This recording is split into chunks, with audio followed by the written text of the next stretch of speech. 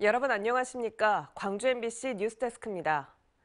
윤석열 당선인이 2차 내각 인선을 발표했습니다. 1차에 이어 발표한 2차 내각 인사 8명 중에서도 광주 전남 출신은 1명도 없었습니다. 호남 소외론이 현실화되고 있다는 비판이 나오고 있습니다. 송정근 기자입니다. 호남 소외 우려가 현실이 됐습니다. 광주 전남 출신 인사는 2차 내각 발표에서도 1명도 찾아볼 수 없었습니다. 서울 3명과 강원, 경남, 대전, 부산, 전북이 각각 1명씩이었고 2차 내각의 평균 나이는 59세였습니다. 지난 10일 발표된 1차 내각 발표에서도 광주 전남 지역 출신은 단 1명도 발탁하지 않았던 윤석열 당선인. 지금까지 발표된 내각 인선 16명 가운데 7명이 영남 출신이라는 점은 능력 위주의 내각을 구성하겠다는 윤 당선인의 말을 무색하게 만들고 있습니다. 오히려 최측근 인사인 한동훈 검사장을 법무부 장관에 지명함으로써 큰 논란을 일으키고 있습니다.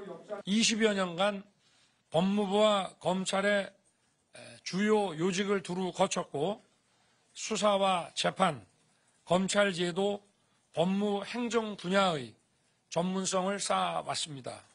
후보자 시절 호남 소외는 있을 수 없다던 윤 당선인의 약속은 정권 시작부터 공연불이 되고 있습니다. 제가 정치를 시작하고 또 가장 먼저 간 곳이 호남입니다. 제가 대통령이 되면 절대로 호남 홀대론이라는 말은 아예 나오지를 않도록 할 것입니다.